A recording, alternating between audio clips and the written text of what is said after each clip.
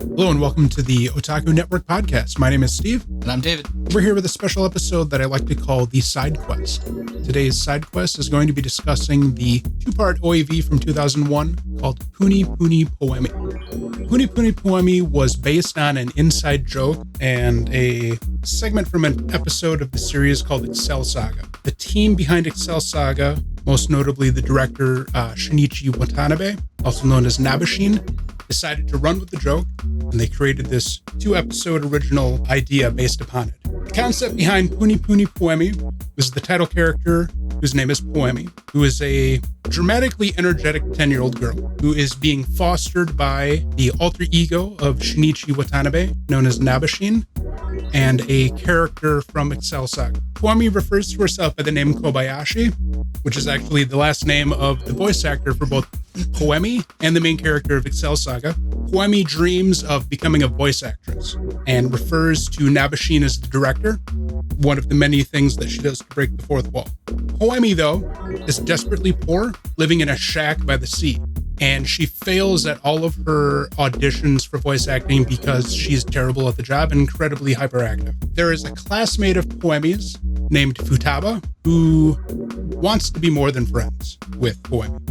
Poemy is oblivious to the sexual advances of Futaba and just considers her a really good friend. Poemy is interested in a classmate, the mysterious and popular boy named Kei.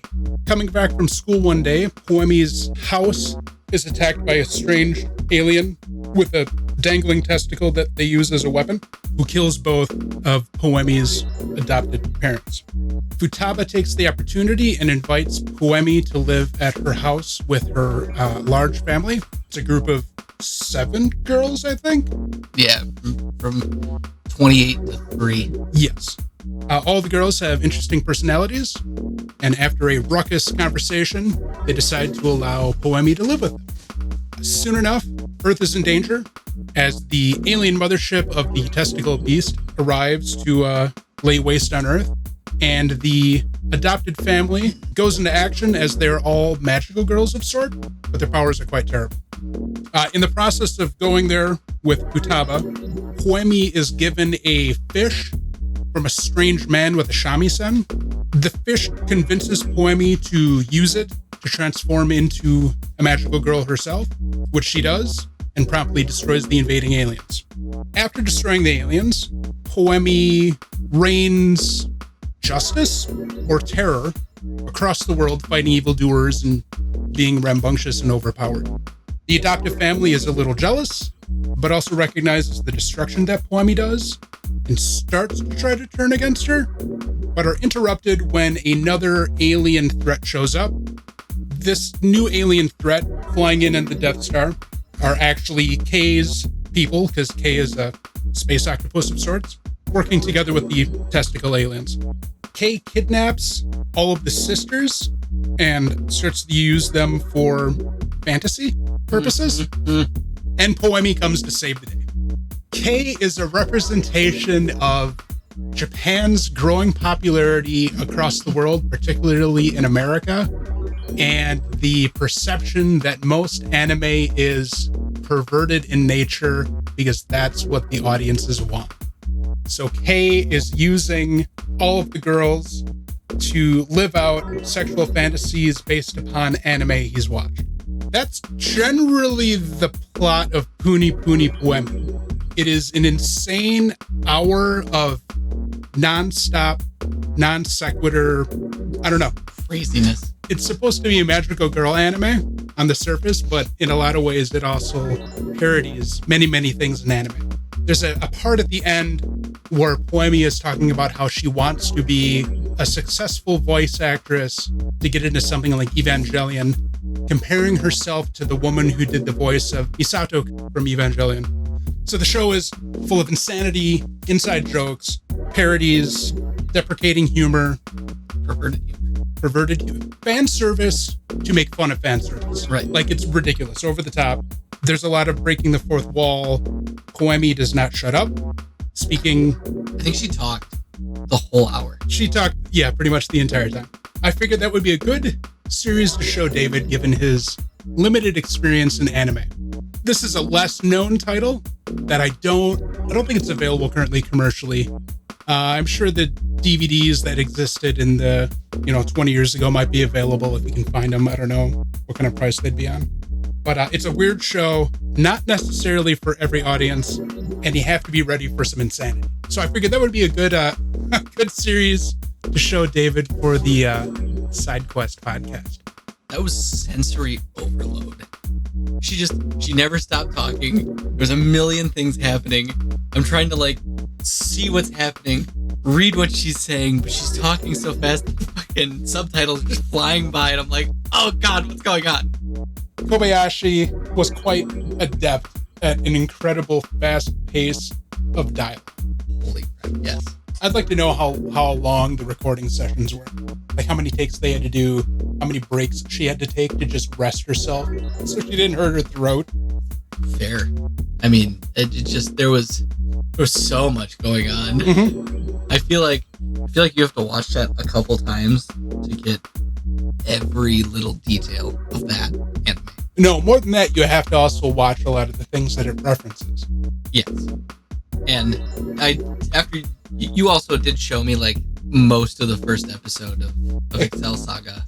I realized that it probably wouldn't be good for David's mental health to just dump him into Puni Puni Poemy right away. So I greased the wheels a little bit and showed him the first episode of Excel Saga to prepare him a little bit for insanity. Because Excel Saga is insane. It's a strange anime that's incredibly weird and funny, but not necessarily for everybody. It's inconsistent in how it delivers everything on purpose. It's more insane than the Bludgeoning Angel. Bokusetsu Tenshi Dokurocha. Yeah. Club to Death Angel Dokurocha. Yeah. That anime is also insane. Yes. But I think this is more insane than that. Puni Puni Poemy is up there with one of the most hyperactive and just intense shows to watch just because of how much data is cramped into the episodes. Yes, there was. Oh God. I mean, how many times did I say that I needed to be on drugs to feel like the anime?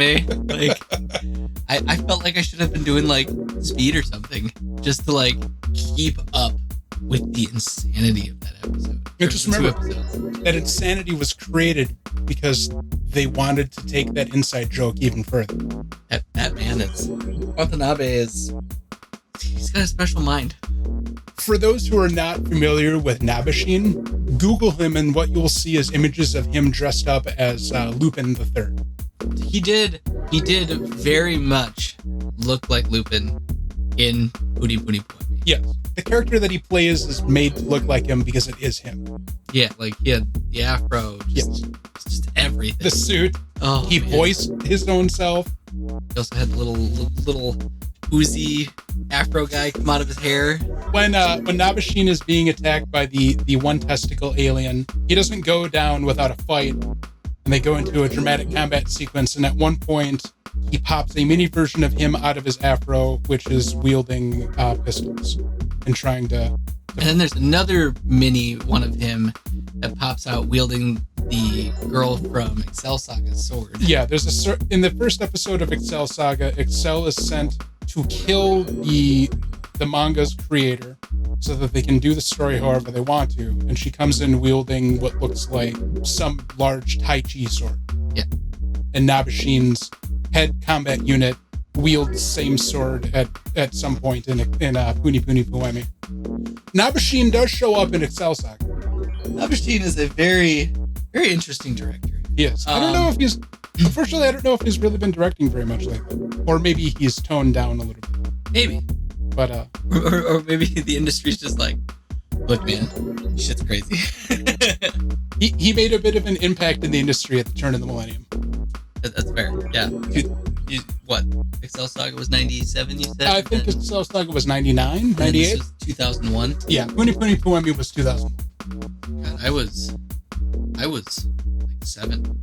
It's a wonder I didn't see Puni Puni Poemy because I was too young, and it's a little obscure. I don't think a lot of people know about it, honestly.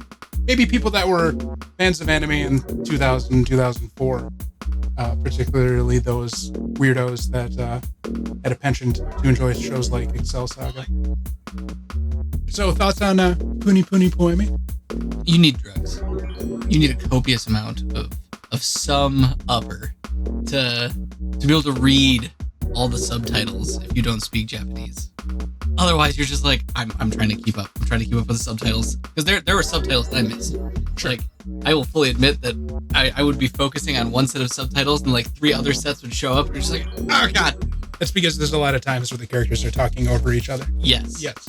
And I just like, I'm picking one character to read their subtitles. I hope this is the character that's the important one. It was an adventure. Especially because Poemy doesn't stop. And she talks very rapidly. Her cadence is consistent and high through the entire show. Yeah. It's like, please just breathe. Yes. Take a breath. Inhale for 5 seconds so that I can catch up processing what you said.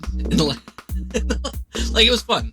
It was entertaining. It was hilarious. But a lot of it was just me focusing on what they were saying to try and like understand what was going on.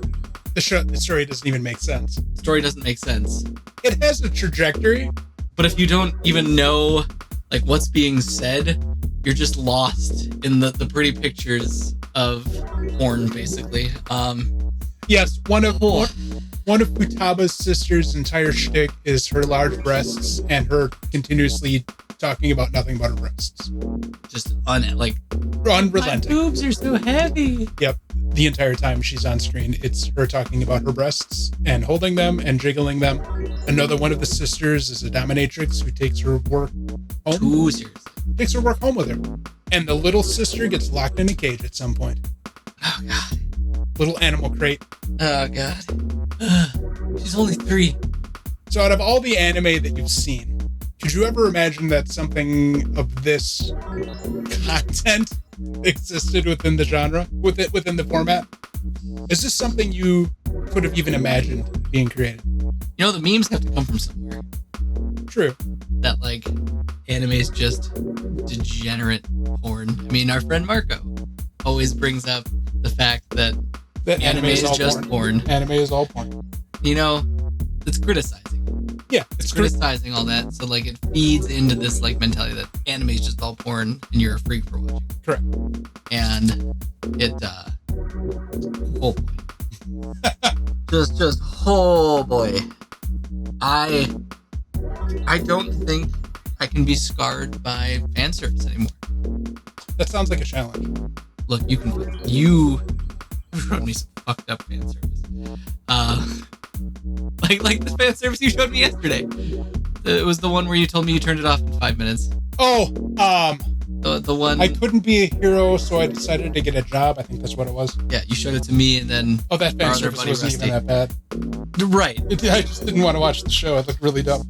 Right, but like it was just so over the top that I couldn't become a hero, so I reluctantly decided to get a job. That's a series that I started watching it when it came out, and within about 5 minutes of the first episode, I decided that this show is not meant for me, so I didn't watch it anymore after that. So I pulled it up and I showed David the beginning opening sequence of the first episode. There's more intensely bizarre anime that's out there. There's the entire genre of gag anime. Yeah. I believe I showed you a segment from gag manga Biori at one point, and it was irrelevant. I know you showed me a pretty bizarre anime where it's a bunch of like really short, like colored or something. Oh, colorful. Colorful, yeah. So colorful. You showed me that with all the like really fast, like one-off. Yeah, colorful is a collection of shorts. Yeah. That I like to say is showing men behaving badly and getting punished. Yeah, and that was really bizarre. That one's kind of tame. Those are just kind of weird jokes. Right. But it does fall into the gag genre. I assume it can only get worse. It can only get worse. Probably one of the best examples of esoteric and uncompromising anime is Nekojiro. I don't know how to describe Nekojiro. It's very strange. And unfortunately, the woman who created the manga committed suicide after I think the first film was made. Very eccentric woman, that was unlike anything I'd seen before. Nekojiro was interesting, but it's definitely not for anybody. Or definitely not for everybody, but I think... It's not for anybody. No. I think it's one of those that people who are really invested in anime as an art form, it's something that people will stumble upon and will watch just out of completionism or curiosity. It's not necessarily good, but it's interesting, and it's not like anything else I've ever seen out of the anime medium. Would Nichijou also technically be considered gag? Nichijo's a little bit gag. Yeah, pretty much. At least for sure the first season. Because the second... No, Nichijou holds up its consistency of insanity. Oh, right, but the story starts actually becoming coherent later on. So like, there's this overarching story. Yeah, there are threads. Yeah, that start to like actively play out in continuity. Where the very beginning is just like gag, done. Yes. Puni Puni Poemy is a magical girl story that is largely a parody. I think for the next side quest episode, I'll show you what I think is the best parody anime called Project Echo. Puni Puni Poemy didn't scar you too bad, I take it? Maybe it hasn't set in yet. Change your perspective on anime as a format. Maybe I'll cry myself to sleep. So favorite storytelling? Just think about that fish sword. Oh god. It's a wand. It's a wand. It is a wand. It's a wand. Her fish wand. She essentially guts the fish and turns it into her wand. I will correct you. That's right. It was a wand. No, it was fun. Crazy. I probably need to watch it at least 3 more times to know everything that was going on. But it was very entertaining and crazy. All right. Well, with that, we'll say goodbye until next time. Thanks for tuning in.